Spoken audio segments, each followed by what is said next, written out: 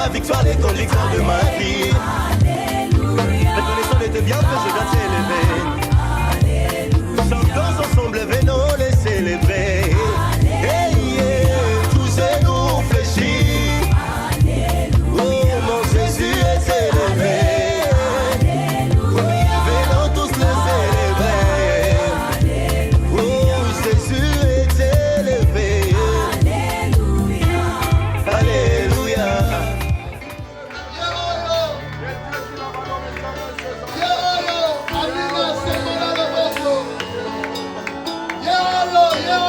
C'est toi Jésus, mon meilleur ami.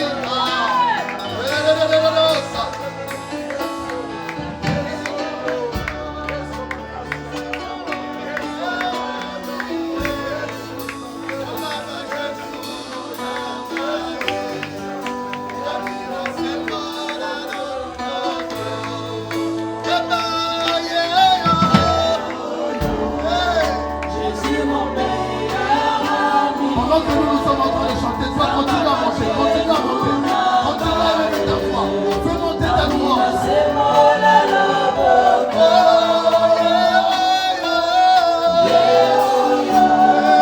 Jésus mon meilleur ami. Oh c'est fort, c'est fort, c'est fort.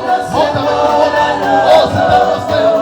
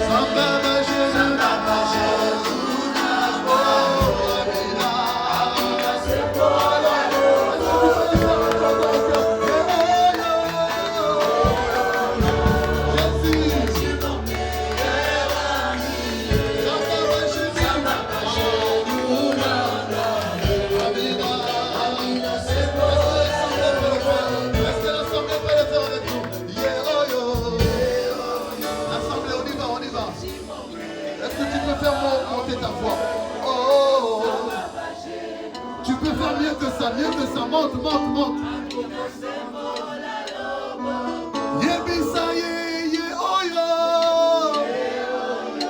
Matissa, mon maman là, fais monter, fais monter. Oui, oh, c'est formidable, Jésus. Ah, Anina. Alors tous ensemble, nous lui disons, yeah, oh, yeah.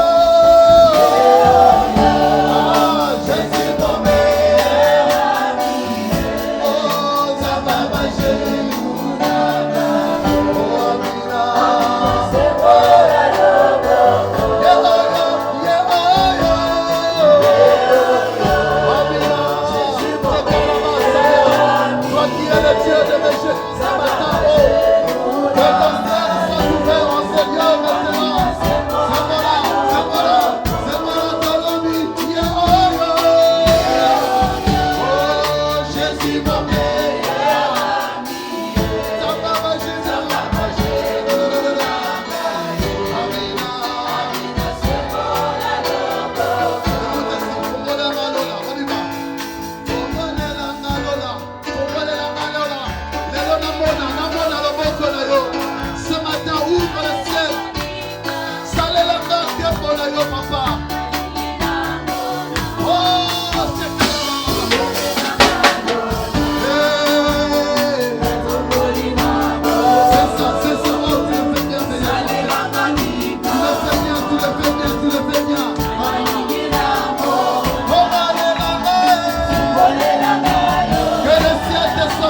ce matin.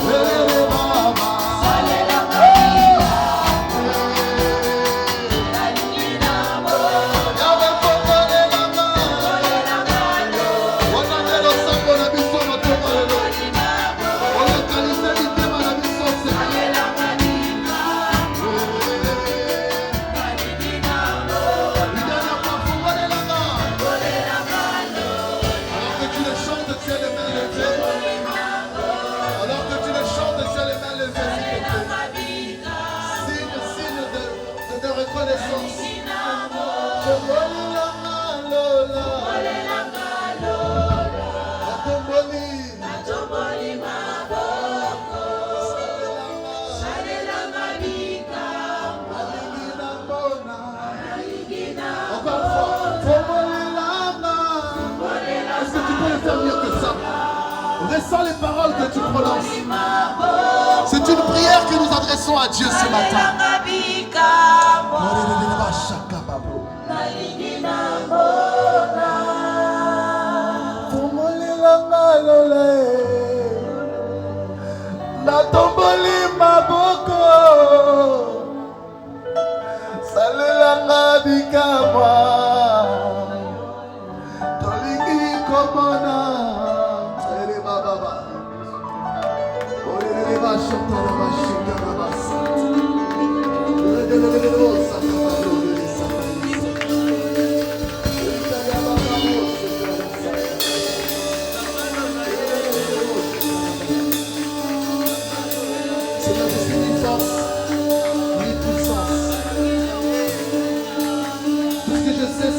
C'est toi qui m'as restauré ce matin, mon Dieu. Ma force, mon Dieu, je le puise en toi ce matin. Oh, je te désire tellement. Je te désire tellement ce matin, Seigneur. Je te désire tellement ce matin, oh Dieu.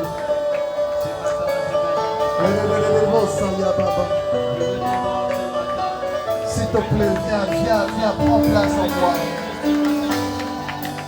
Reçois-moi favorablement, Père.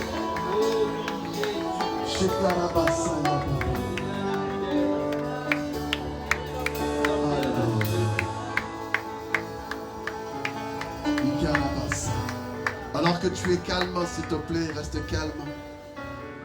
Reste calme, s'il te plaît. Jésus, pour m'avoir accordé aussi les souffles de vie pour que je sois là. Parce qu'à ce moment, il y a de ceux-là qui sont en train de couper dans des hôpitaux.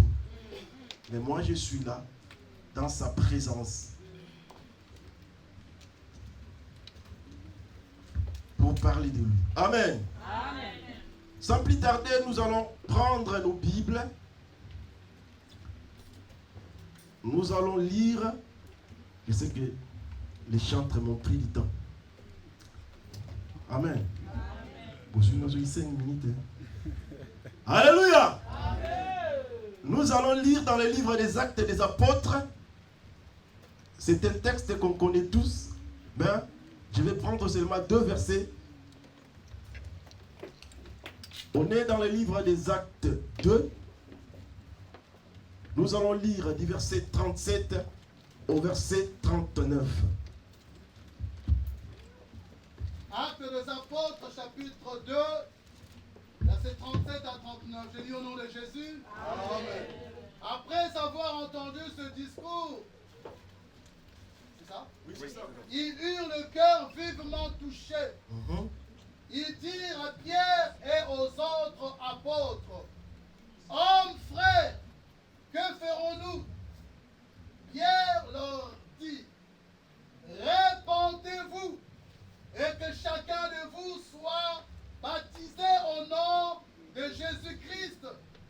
le pardon de vos péchés et vous recevrez le don du Saint-Esprit. Verset 39, vous pouvez vous asseoir, je poursuis. Car la promesse est pour vous, pour vos enfants et pour tous ceux qui sont au loin, aussi grand nombre que le Seigneur notre Dieu les appellera. Amen. Amen. Alléluia. Amen. Je pense que nous connaissons tous ces textes. C'était le jour de la Pentecôte, c'est ça, non?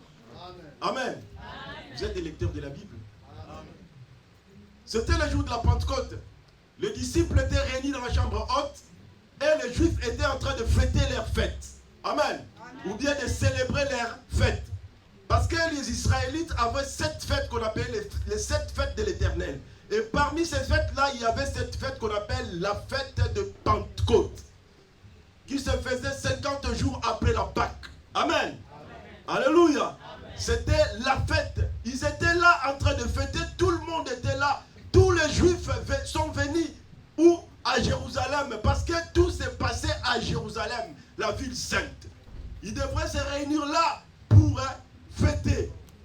Il y avait aussi des gens qui sont venus de villes qui sont avoisinantes de Jérusalem. Ils sont venus à Jérusalem pour célébrer cette fête de Pentecôte. Alléluia. C'était le renouvellement de l'offrande. Ils devraient agiter pour la seconde fois l'offrande qui a été agitée après la Pâque. Ils étaient là en train de fêter et la Bible nous dit au verset 1, là où s'étaient réunis les disciples, le Saint-Esprit était descendu. Et quand le Saint-Esprit était descendu, il y avait une forme de langue de feu au-dessus de toutes les personnes qui étaient dans la salle. Et ils ont commencé à parler à des langues nouvelles. Ils ont parlé aux langues des Juifs, aux langues de tout le peuple qui était présent à Jérusalem. Et les gens étaient dans l'étonnement en voyant que ces gens-là parlaient à leur langue. Ils disaient des merveilles de Dieu à leur langue. Amen. Amen. Ils étaient étonnés de voir ça. Parce que c'était le jour de la fête plutôt. Et étaient là en train de faire leur fête traditionnelle. Amen. Amen. Ils étaient dans leur tradition pour fêter comme d'habitude. Mais or ce jour-là, le Saint-Esprit était là. Il est venu visiter aussi son peuple. Quand ils ont vu les disciples en train de crier, en train de parler en langue, les autres se disent non, ces gens sont ivres. Ils ont pris du vin doux. Alléluia. C'est comme si c'était ici, ces gens-là. Les Congolais disent que Badoka. Amen. Amen. Ils sont devenus malades, ils sont devenus fous. Vous voyez, ils sont en train de crier partout. Pourquoi est-ce qu'ils crient comme ça? Eux aussi étaient en train de crier. Ils priaient, ils parlaient en langue. Tout le monde écoutait les merveilles de Dieu dans sa langue maternelle. Et après, qu'est-ce qui s'est passé? Tellement ils étaient dans la confusion, ils ont senti que ces gens sont ivres. Pierre les a entendus. Et il se leva, il a commencé maintenant à leur relater l'histoire biblique. Il est rentré dans la Torah qu'ils avaient l'habitude de lire chaque fois. Amen. Mais Pierre a commencé à les relater, à leur dire qu'aujourd'hui c'est accompli ce qu'avait dit le prophète Joël. Alléluia. Il les a ramenés dans le livre de Joël. Ils ont entendu, la Bible dit qu'au dernier jour, dit Dieu, je répandrai de mon esprit sur toute chair. Vos fils et vos fils prophétiseront. Le vieillard auront des visions. Voyez, il était là en train de les rappeler ce qui était écrit. Alléluia. Amen. Il était en train de les rappeler ce qui était écrit. Quand ils ont entendu cela, la Bible dit qu'ils eurent le cœur vivement touchés. Alléluia. Alléluia. Amen. La Bible dit qu'ils eurent les cœurs vivement touchés quand ils ont entendu Pierre en train de parler. Parce que Pierre était rempli, revêtu et oint du Saint-Esprit. La triple onction était descendue sur Pierre. Pierre qui fut un craintif, mais ce jour-là, il n'avait pas peur de se mettre devant les gens et commencer à annoncer la bonne nouvelle. Amen. Alléluia. Amen. Quand on est rempli, on est revêtu et on est oint, on n'a peur de rien. Amen. Alléluia. Amen. On a la puissance de faire déplacer des montagnes. Et qu'est-ce qui s'est passé? Pierre a commencé à prêcher. Quand ils ont entendu Pierre, ils se sont revenus en eux-mêmes. Ils ont dit, frères, que ferons-nous? Alléluia. C'est ça. Quand ils ont entendu, ils ont compris que non, c'est une nouvelle chose. On n'a jamais vu ces choses. Aujourd'hui, nous avons vécu une nouvelle chose. Alors, que ferons-nous, frères? Ils se sont posé la question. Que ferons-nous pour être sauvés? Que ferons-nous pour sortir de cette situation? Alléluia. Amen. Ils se sont posé la question. C'est comme Moïse. Quand il a vu les buissons ardents, il a vu la vision. Il dit, oh, qu'est-ce que cela veut dire? C'est quoi cette vision?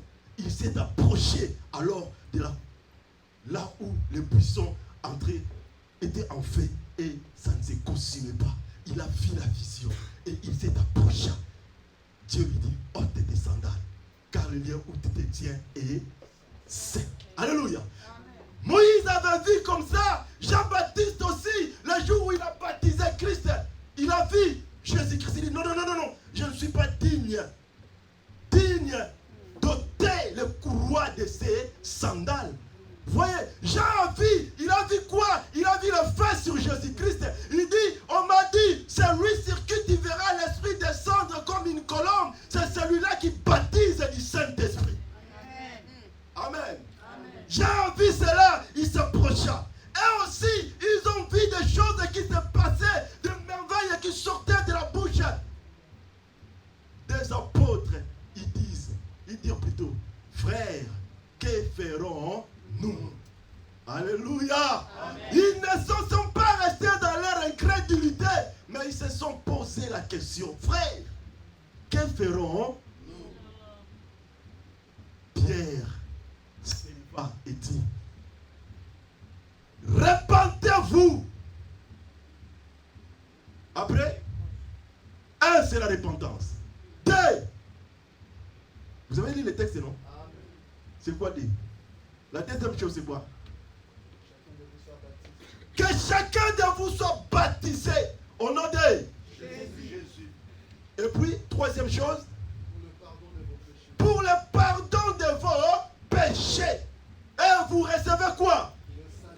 Les dons du Saint-Esprit. 4 choses. C'est ça que nous allons étudier.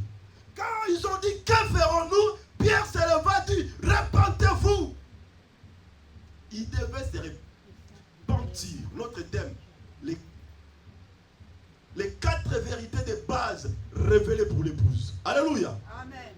Les 4 vérités de base révélées pour l'épouse. Ce jour-là, Pierre a dit, repentez-vous. La première vérité, c'est la repentance. Nous sommes censés, ou nous sommes appelés à nous repentir.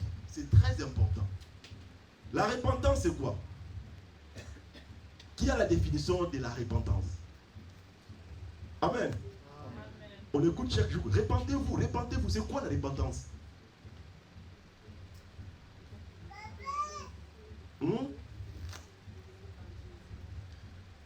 La repentance, c'est quoi? Je pose la question. Hein? Pardon?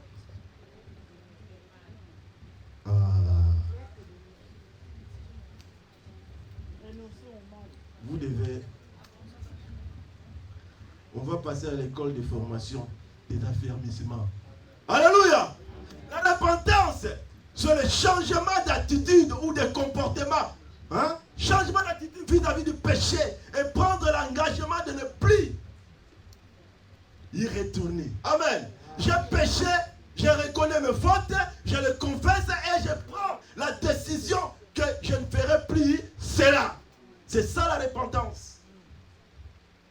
Alléluia. Amen. Vous avez compris? Écoutez, hein? Alléluia. Amen. Ça, c'est la repentance. Ce n'est pas la conversion, mais la repentance.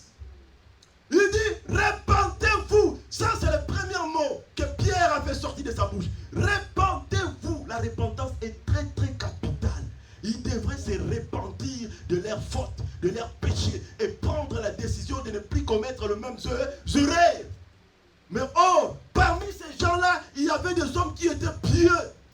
Il y avait des sacrificateurs qui étaient là en train de fêter. Il y avait des gens qui craignaient l'Éternel qui étaient là. Mais Pierre, quand il s'éleva, il dit, répentez-vous sans exception. Alléluia. Il devait se repentir. Il n'a pas dit, recevez la bénédiction. Venez, vous allez prendre des mariages. Venez, vous allez prendre des avions, des voitures. Alléluia. Venez, vous deviendrez des riches. Non, il n'a pas dit ça. Mais il dit, repentez-vous, parce que la repentance est la base de la vie chrétienne. Nous sommes appelés à nous repentir jour après jour. Est-ce que toi tu te repens? Ça c'est la première définition. Première application de mon repentance. Changement d'attitude. C'est pour cela que tu verras dans la Bible, tous les prophètes qui sont venus, ils ont toujours dit, repentez-vous. Jérémie est venu, il a dit repentez-vous. Ézéchiel est venu, il a dit repentez-vous. Ils devaient se repentir de leurs iniquités. C'est très important. Ils ne sont pas venus dire aux gens, oh, venez, moi je donne des enfants. Amen. Venez, tu deviendras riche. Alléluia. Non, mais il dit, repentez-vous. Ça, c'est le message pour l'épouse. L'épouse doit se repentir. Première chose. Il a dit que les gens puissent se repentir. Et ils ont entendu cela. Je pense parmi eux, il y a aussi d'autres personnes qui se disaient, comme au temps de Jésus-Christ, quand Jésus-Christ était sur terre, nous sommes des enfants d'Abraham. Amen. On n'a jamais été esclaves. Alléluia. Mais là, on leur dit de se repentir parce que c'était une obligation pour eux. L'Église doit se repentir. Dans l'Ancien Testament, les gens ont prêché la repentance. On voit dans le Nouveau Testament aussi Jean-Baptiste, quand il est venu, il a dit aux gens, repentez-vous. Jésus-Christ lui-même a dit aux gens de se repentir quand le royaume de Dieu est proche. Vous voyez, ça c'est la Bible. Ce n'est pas moi qui l'invente, mais c'est la Bible qui demande aux gens de se repentir. Et ce jour-là, c'était que l'Israël devrait se repentir. Mais qu'est-ce qui se passait? Est-ce que les gens, réellement, se sont repentis? Parce que Dieu aime la repentance. Même quand Ève a péché avec Adam, Dieu voulait qu'il puisse se repentir. Amen. Dieu était là, il voulait que les gens puissent se repentir. C'est ça Dieu. Il aime la repentance. Ça, c'est la première application du mot repentance. C'est repentir, changement d'attitude. Mais aujourd'hui, c'est repentir veut dire encore quoi? C'est repentir, c'est quoi? C'est le changement de vision, le changement de confession. Acclamons pour le roi du gloire. Alléluia. La repentance, ce n'est pas seulement le changement d'attitude, ce n'est pas seulement le changement de comportement. Parce qu'il y a des gens, il y a des païens qui se comportent bien que les chrétiens. Vous le savez, non? Il y a des païens qui sont vraiment humanistes, qui savent aider plus que les chrétiens. Mais cela n'est pas une porte pour eux pour entrer au ciel. Alléluia. Amen. Alléluia. Amen. Ils ont beaucoup. Ils ont vraiment des gens, ils aiment parfois les autres. Ils partagent tout ce qu'ils ont. Ils ont un bon comportement. Ils n'insultent pas les gens comme on dit ici. Les enfants qui sont bien éduqués. Amen. Amen. Les gens qui sont bien civilisés. Hein? Vous voyez, ils ont vraiment la civilisation. Mais ce n'est pas cela qui est la porte pour entrer au ciel. Non. Mais le changement de vision, le changement de confession, c'est ça la base. Ce jour-là, ces gens-là devaient changer de vision. Ils devraient changer de confession. Et ils étaient là en train de regarder Moïse. Ils lisaient chaque jour la loi mosaïque. Ils étaient là, ils voyaient toujours que le voile était là. Ils devraient ramener au temple les sacrifices. Amener les moutons, amener les taureaux, amener les colombes. Amen. Ils avaient l'habitude de faire ça il voulait encore ramener. Mais ce jour-là, Pierre dit, répentez-vous. Vous devrez changer de vision. Vous devez changer de confession. On n'est plus au temps de Moïse, mais aujourd'hui, on est au temps du nom de Jésus-Christ. Il n'y a de salut en aucun autre nom. Il devrait changer de vision, voir qu'il n'y a une seule personne qui peut le sauver. Celui-là s'appelle Jésus. Ça, c'est la deuxième application du mot repentance. Changeons notre vision. Voyons les choses autrement.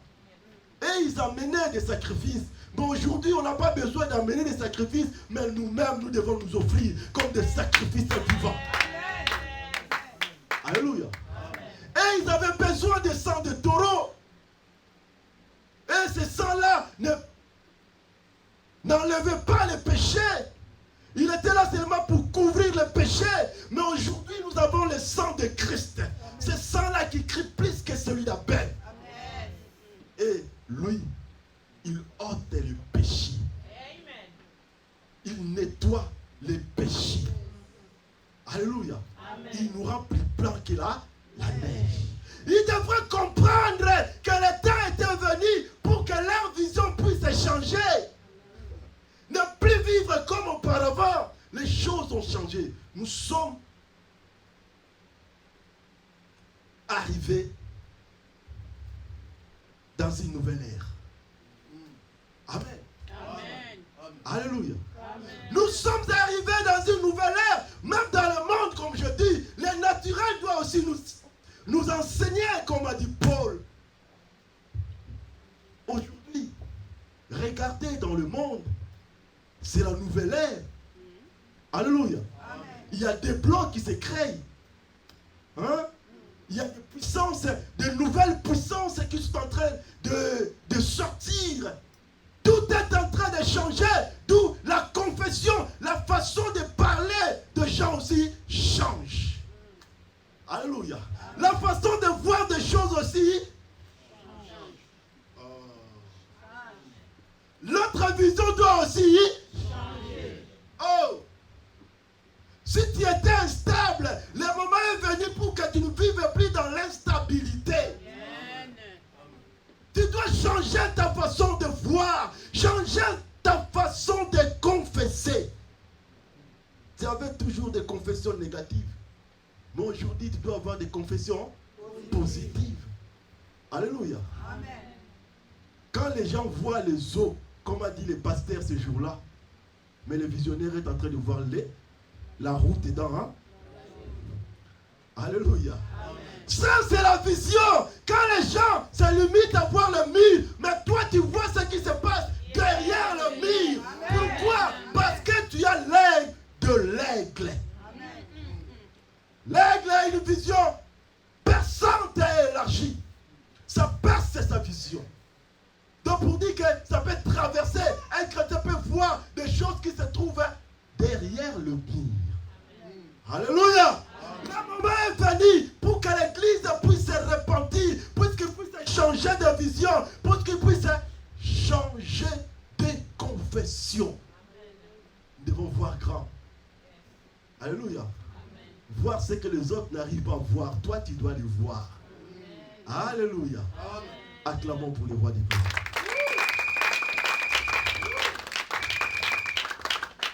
Alléluia. Il est vivant. Il est ressuscité. Il est vivant. Il est ressuscité. Qui? Jésus. Qui? Jésus. Amen. Amen. C'est lui-là. Il est le roi des gloires. Il est ressuscité d'entre les morts. Ça, c'est la première vérité. L'église doit se repentir. Toi, tu dois te repentir. Tu dois changer. Non pas seulement ton comportement, ta façon de vivre, mais changer aussi de vision. Changer aussi de confession. C'est ça la vraie repentance. Le changement de vision. Le changement de confession. Deuxième chose. Il dit, repentez-vous et que chacun de vous soit au nom du Père et du Fils et du Saint-Esprit. Alléluia. Amen. Au nom de qui? C'était ça le changement de vision. C'était ça la révélation qu'ils ont reçue aussi. Parce qu'ils étaient baptisés par le baptême de Jean-Baptiste. Jean les a baptisés.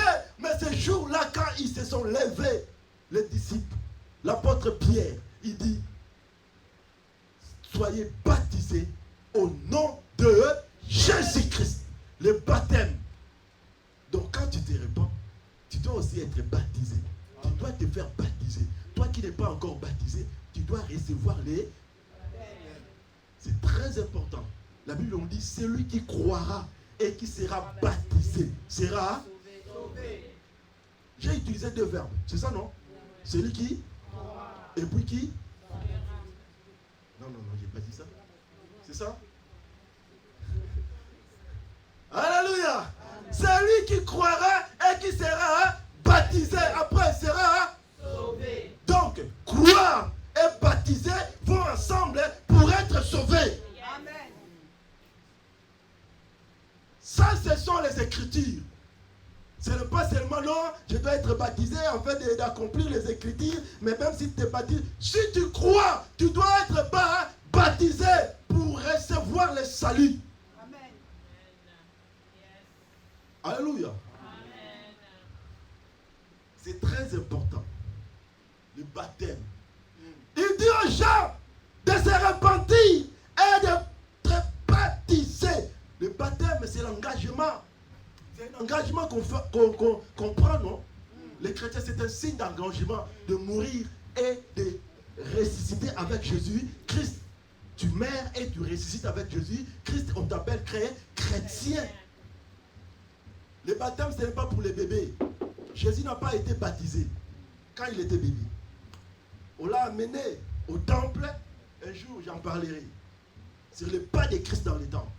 On l'a amené au temple pour être béni et non pas pour être baptisé.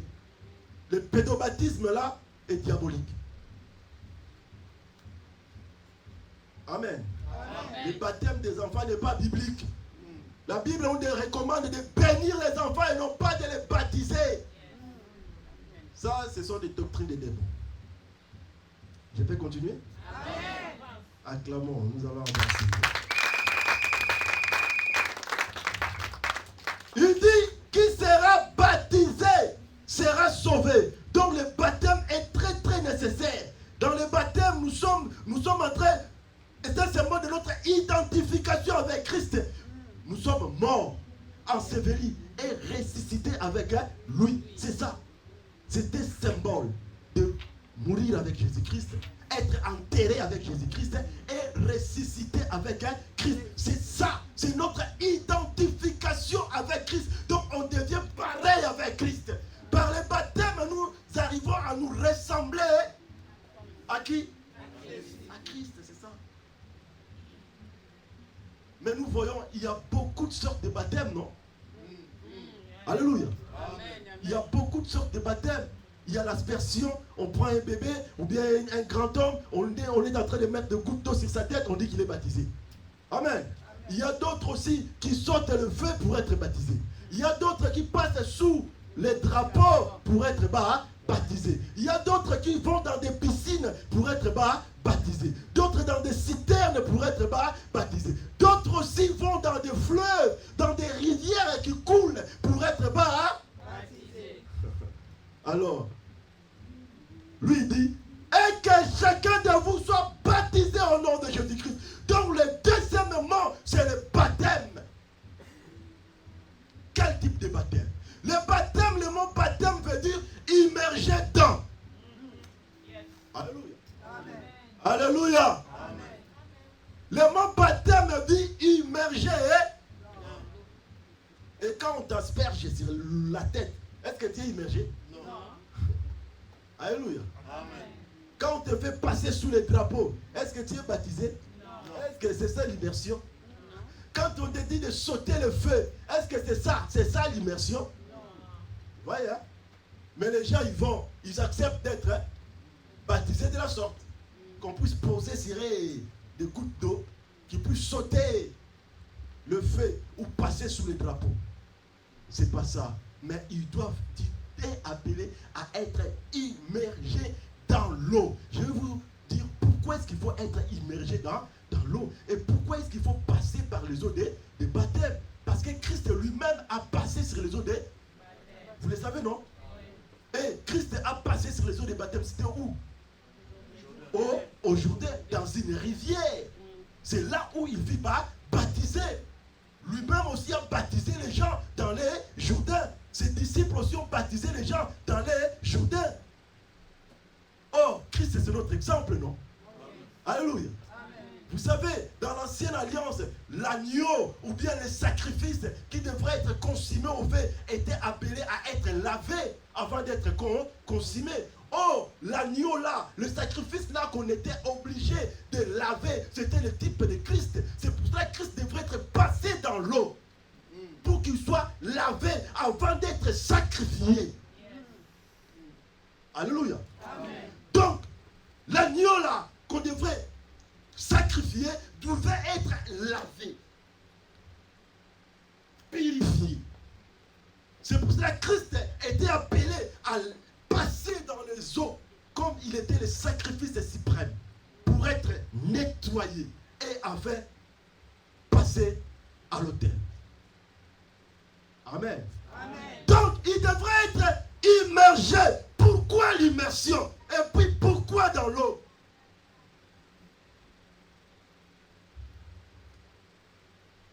L'eau représente la parole. Jérémie 2, verset 13. Partie A. Si je... La Bible dit, la Bible dit que Dieu est la fontaine. C'est ça. Mon peuple a commis un double péché. Jérémie 2, 13. 13 A. Jérémie 2, verset 13. Car mon peuple a commis un double péché. Il m'a abandonné, moi qui suis une source d'eau vive. Amen. Moi qui suis une source d'eau vive.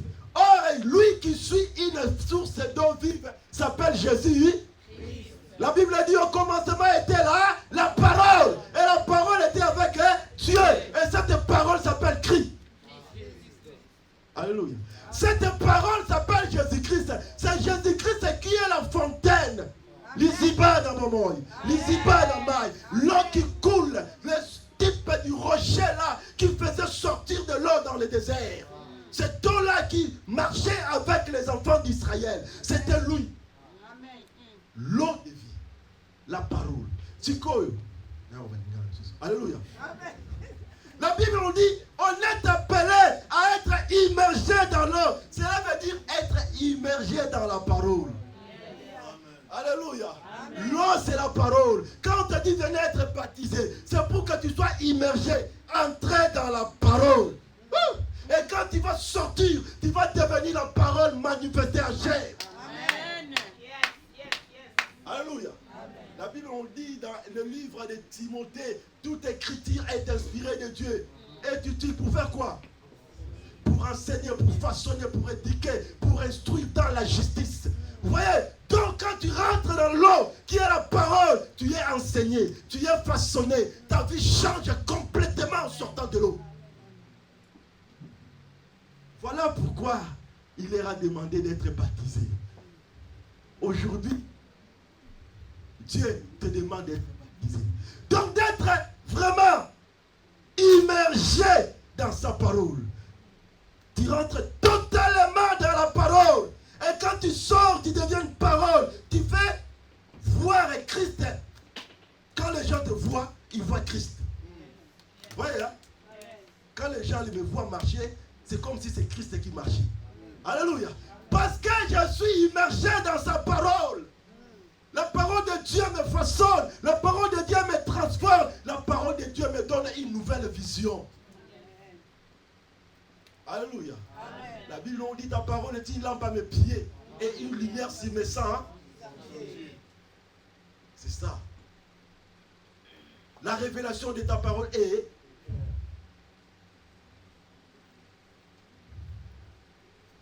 et il donne l'intelligence au simple. Alléluia. ça, nous sommes appelés à être baptisés, à être immergés dans la parole. Pour marcher dans la parole, pour consommer toujours la parole. Il faut consommer la parole dans toute son entièreté, comme je dis souvent. La tête, les jambes et l'intérieur. Alléluia. Les jours de la Pâque, ils ont consommé la tête, ils ont consommé les jambes, puis ils ont consommé l'intérieur. Nous consommons l'Ancien Testament, nous consommons le Nouveau Testament et nous consommons la révélation. Amen. Amen. Nous consommons tout parce qu'ils étaient appelés à consommer l'agneau dans toute sa entièreté. Même les sabots étaient importants. Amen. Alléluia. Amen. Acclamons pour le roi des gloires, car il est merveilleux. Alléluia. Quand on est immergé dans la parole et qu'on sort la parole vivante, les gens voient la parole. Les gens ne vont pas se poser des questions. Est-ce que ce type-là, vraiment, c'est un chrétien? Est-ce que ce type-là, vraiment, c'est un serviteur de Dieu? Est-ce que c'est vraiment un pasteur? Est-ce que c'est vraiment un évangéliste? Les gens se posent des questions. Hein. Pourquoi? Parce qu'on n'arrive pas à refléter la parole. Mais quand ils reflètent la parole, les gens diront, oh, gloire à Dieu. Alléluia. Amen. Que Dieu soit loué. Amen. Amen. Quand tu es immergé dans la parole, tu auras la pure foi. Parce que la Bible nous dit la foi vient de ce qu'on entend. Et ce qu'on entend vient de la parole de Dieu. C'est ça. La vraie foi vient de la parole. Et quand tu as la parole en toi, tu auras la vraie foi. La foi qui peut t'aider à déplacer des montagnes. Moi, je dis toujours, c'est la foi qu'avait Adam. Alléluia. Amen. Ça, c'est la foi originale. Adam pouvait déplacer les arbres. Vous le savez? Il avait l'autorité sur toutes les créatures. Tout ce que Dieu a créé, Adam avait l'autorité sur cela. Il avait l'autorité même sur les lions. Il avait l'autorité sur les eaux. Il avait l'autorité sur les arbres. Il pouvait les commander tous. Adam. Vous voulez savoir pourquoi j'ai dit ça? Pour comprendre le premier Adam, il faut regarder le second Adam. Qu'est-ce qu'a fait le second Adam? Il pouvait faire sécher l'arbre. Alléluia. Amen. Il pouvait marcher sur les eaux. Vous n'avez pas vu Jésus? Il marchait sur les eaux. Amen. Lui, le second Adam. Il reflète ce qu'était l'Adam du départ. Lui aussi, au commencement, était comme ça. Dieu l'avait créé comme ça. Il pouvait marcher sur les eaux. Il pouvait déplacer l'arbre, déplacer les montagnes. Christ, quand il est venu, il a fait la manifestation de ce qu'Adam faisait. Acclamons pour le roi des gloires. Maintenant, la Bible dit, oh là là là, l'air. Nous sommes appelés à être immergés dans l'eau. À être dans la parole, dans la profondeur de la parole. Ézéchiel avait vu l'eau au niveau des chevilles. Après, cette eau-là était au niveau des genoux. Après, c'était ici à la hanche. Après, jusqu'aux épaules. Jusqu'à ce qu'il puisse commencer à faire quoi? Alléluia. Il devrait être immergé dans la parole. Est-ce que toi, tu es vraiment dans la parole? Hommes, frères, que ferons-nous? Répentez-vous. Soyez baptisés au nom de Jésus-Christ. Et après, le texte dit quoi? Et vous recevez le pardon du péché. Alléluia. C'est ça, non? Vous êtes là? Amen. Manifestons-les.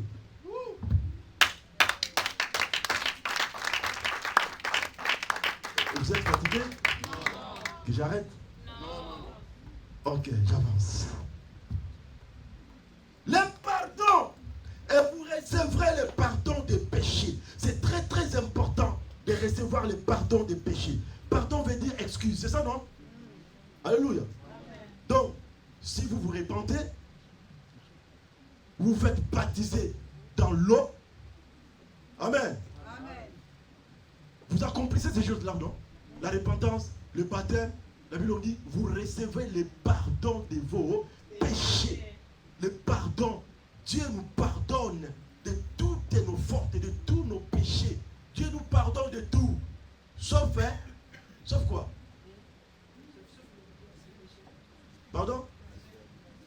blasphèmes. Les blasphèmes, c'est quoi? C'est quoi les blasphèmes du Saint-Esprit? Vous allez me dire quoi? Amen. Alléluia. Dieu nous pardonne de tout, sauf les blasphèmes du Saint-Esprit. Ne pas croire en Jésus-Christ, cela veut dire quoi? L'incrédulité. Quand tu es incrédule, tu iras en enfer. Alléluia. Amen. Si tu ne veux pas croire à la parole, tu iras où? En enfer. C'est ça blasphémer le Saint-Esprit. Cela ne veut pas dire que tu incites le Saint-Esprit. Non, non, non. On a Saint-Esprit, on a fini mon mon sang. Non, c'est pas ça. Mais c'est l'incrédulité. Le refus de croire à la parole. Le refus d'accepter Christ dans ta vie. C'est ça le blasphémer du Saint-Esprit. C'est ça le péché qui conduit à la mort. La Bible nous dit Dieu pardonne et nous aussi nous sommes appelés à pardonner. Je vais atterrir avec le pardon. Alléluia.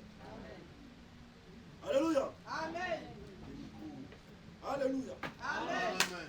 Je vais atterrir. Écoutez-moi bien. La Bible nous dit baptiser et pardonner. Amen.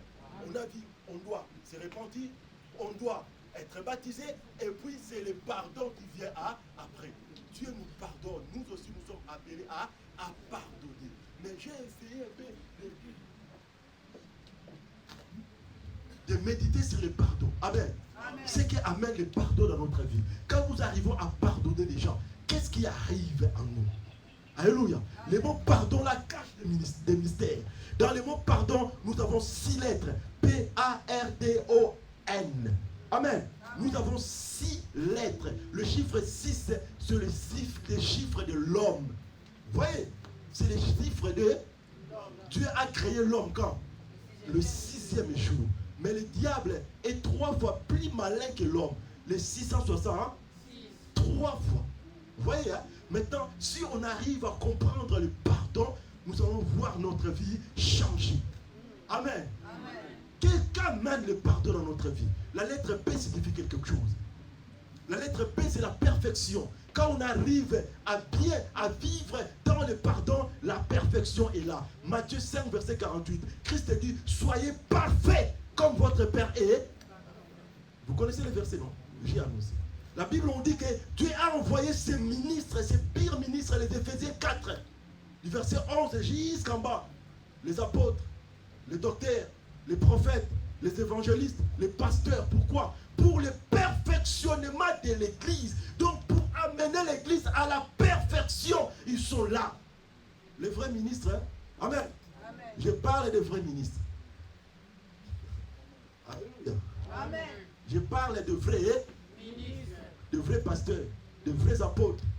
Ce n'est pas seulement des apôtres, mais des pasteurs qu'on est en train de fabriquer à gauche et à droite. Hein? Parce que ces derniers temps, on les fabrique. Amen. Amen. Amen. J'appelle mon frère bien-aimé Abidja. J'ai dit, toi, tu vas devenir pasteur. On vient, on les consacre ici. Non, on va s'occuper de ma fouta. Ah, il est pasteur. Moi, je ne parle pas de ces genres de trucs. Amen. C'est pas ça. Moi, je parle des gens qui étaient appelés avant la fondation du monde. Amen. Parce que c'est lui qui appelle. Ce n'est pas les pasteurs qui appellent les gens. Non, non, non, non, non. Ce n'est pas les ministres, d'autres ministres qui appellent d'autres ministres à devenir ministres. Non, mais c'est Dieu qui appelle les gens à devenir ministres. Et il les appelle avant même qu'eux-mêmes puissent être nés. Ces gens-là, Dieu les dote de toutes les capacités possibles pour ramener l'Église à la perfection. Ils savent quoi dire à l'épouse. Amen. Ils ne tâtonnent pas, ils ne viennent pas dire n'importe quoi. Aujourd'hui, on a créé des doctrines parce qu'on a beaucoup de faux ministres. Des gens que les autres personnes ont fabriqué. Les pasteurs fabriquent leurs enfants pour devenir des ministres pour leur intérêt. Ceux-là n'amèneront jamais l'Église à la perfection. Non, ils vont au contraire détruire l'Église. Ce sont des bombes à retardement. Oh là là. Amen. La Bible nous dit que pardonne, je dis la perfection. Quand on arrive à pardonner, on va arriver à devenir parfait. Quand on atteint la perfection, c'est quoi? C'est l'enlèvement qui arrive après. L'Église sera enlevée quand il sera parfaite. Quand elle sera parfaite plutôt. Vous voyez? Si l'Église traîne parce que l'Église n'est pas encore parfaite. Alléluia. L'Église sera enlevée quand elle deviendra parfaite. pour que tu sois enlevé, tu dois être parfait. Si tu n'arrives pas à devenir parfait, tu ne seras pas enlevé. Quand le son là retentira, ce sont les gens qui se sont rendus parfaits qui iront. Hein. Amen. C'est dur, hein, à avaler, mais c'est la parole. Amen. Nous devons, cela nous amènera à la perfection. Ça, c'est la lettre P. La lettre A, c'est l'amour. Le pardon, c'est l'amour. La Bible, on dit l'amour excuse tout. C'est vrai ou faux? Elle ne soupçonne pas de mal. 1 Corinthiens 13. C'est ça. 1 Jacques 4 dit que l'amour couvre une multitude de péchés. Quand l'amour est là, le divorce n'a pas de place. Amen. Là, je vais marquer. Alléluia. Amen. La Bible dit qu'il couvre beaucoup, une multitude de péchés. L'amour, quand elle est là, la charité, quand elle est là, il n'y a pas de divorce. C'est ça le pardon. C'est dur, hein? Frère Jordan. Alléluia. Amen. Mais on n'envoie pas les sœurs à devenir des infidèles. Alléluia. Amen. Alléluia. Amen. Amen. Amen. On ne dit pas aux sœurs de devenir des infidèles parce que le pardon est là. Non, hein? Non. Mais je dis seulement que quand le pardon est là, c'est qu'il y a amour. Et quand l'amour est là, c'est qu'il y a le pardon. Et quand il y a le pardon, c'est que le divorce n'existe pas. Frère, ne cherchez pas de problème pour avoir le droit de divorcer. Ce n'est pas biblique. Alléluia. Amen. Je peux aller encore plus loin, mais je me limite là. L'amour, c'est la réconciliation. Le pardon amène la réconciliation. Nous devons nous réconcilier avec nous-mêmes, avec notre Seigneur, avec nos semblables. C'est ça le pardon. Tu ne peux pas vivre avec la haine. Des chrétiens qui vivent avec la haine. Je ne comprends pas. Quand tu es haineux, c'est que tu es un meurtrier. C'est la réconciliation. Moi avec lui, jamais jusqu'à la mort. C'est diabolique. Peu importe ce que ton ami t'a fait, il a droit que tu lui pardonnes. Amen. Amen. Alléluia. Amen. Il n'y a pas de situation qui t'empêcherait de pardonner. Peu importe. Être chrétien, ce n'est pas facile. Hein? Amen. Amen. C'est pour cela que Christ a dit, ce sont des violents, des violents, des violents, des violents. Si tu n'uses pas la violence, tu n'entreras pas. Et parmi les violences en question, tu dois te réconcilier. Le pardon, c'est la réconciliation. Et la lettre D, le pardon, c'est la délivrance. Le pardon libère. Amen. Si tu veux être totalement délivré, il faut pardonner. Mais si tu n'arrives pas à pardonner, les démons ont le droit légal d'habiter dans ta vie. Vous m'avez entendu, hein? Amen. Vous avez compris ce que j'ai dit? Amen. Si tu n'arrives pas à pardonner, tu ne seras pas libéré, tu seras toujours aliéné. Et les démons là qui te tourmentent, restera. Il n'ira pas, il a le droit légal de rester parce que toi tu ne sais pas pardonner. Le pardon, c'est la délivrance. Et le pardon, la lettre O, c'est l'oubli. Pardonner, c'est oublier. Il ne faut pas dire, oh, pardonner, c'est pas oublier. Rien. Quand tu pardonnes, tu oublies tout. Parce que la Bible nous dit dans le livre des Hébreux 10, verset 17, il ne se souvient plus de nos péchés. Vous voyez, il les oublie tous. Donc tu dois oublier quand tu as pardonné à quelqu'un. Il ne faut pas lui rappeler encore. Tu sais, tu m'avais fait ceci, hein, la fois passée, tu m'avais fait... Non. Alléluia. Amen. Nous devons arriver à oublier. Et le pardon est une nécessité pour ta vie et pour ma vie. Acclamons pour les rois de gloire. Nous allons prier. Alléluia. Amen. Je n'ai pas eu le temps de parler sur le Saint-Esprit. Dieu voulant, on en parlera un jour.